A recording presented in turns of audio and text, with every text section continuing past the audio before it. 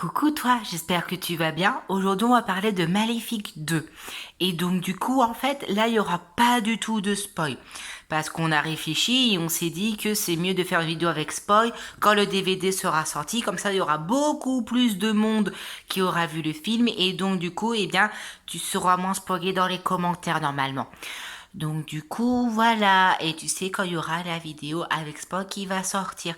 Après, tu peux toujours te faire spoiler dans les commentaires. Donc du coup, si tu veux spoiler dans les commentaires, tu mets un gros écriteau attention spoil. Comme ça, on t'aimera encore plus que maintenant. Je te laisse avec la vidéo.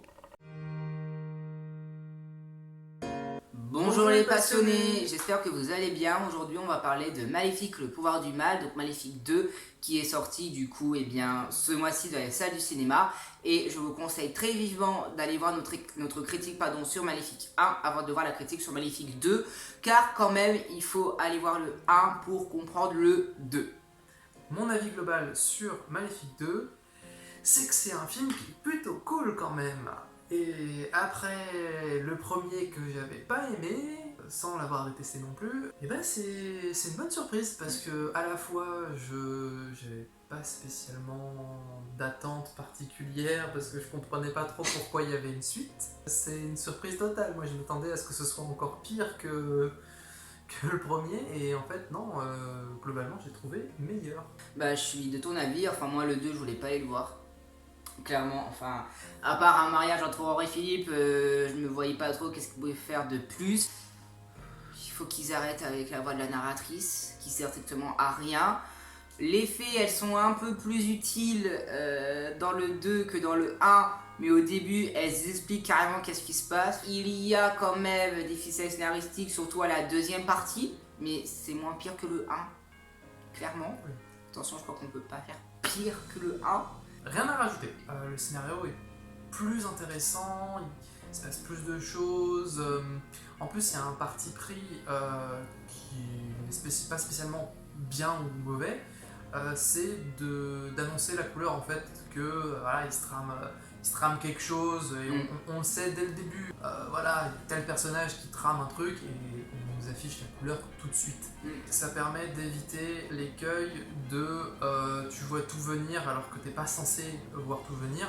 Là, certes, tu sens un peu les trucs venir, et encore, c'est pas non plus. Ça crève pas forcément tout le temps les yeux à des kilomètres.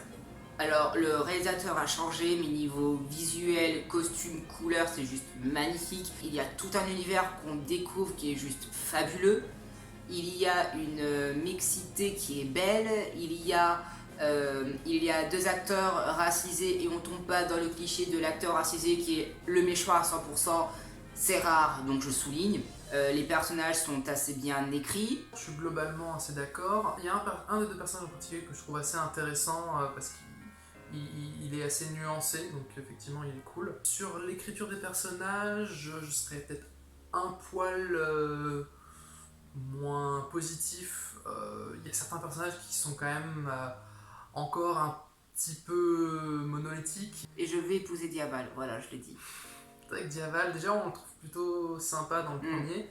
Ouais, il est d'autant plus intéressant dans le 2. De toute façon, de manière générale, l'écriture des personnages et même des nouveaux personnages sont hyper intéressants. J'ai adoré la reine Ingrid et son bras droit. Oh purée, la reine Ingrid. Ce personnage est génial. Vraiment. Et alors, son bras droit... Elle fait son taf. Voilà, elle fait son taf, mais...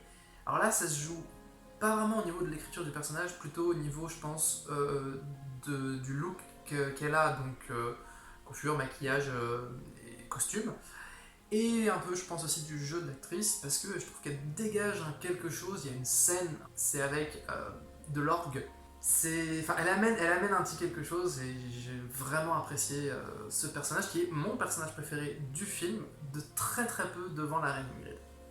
La vidéo du coup de Maléfique, le pouvoir du mal, sans spoil, eh bien elle est terminée, donc n'hésite pas à nous dire déjà tes retours en commentaire. Si tu as vu le film et que tu veux spoiler comme au début de la vidéo, mets bien un écriteau avec un gros spoil, parce que majoritairement la vidéo ne spoil pas, mais on se fait spoiler dans les commentaires. Ça arrive, ouais. Voilà. C'est pas gentil.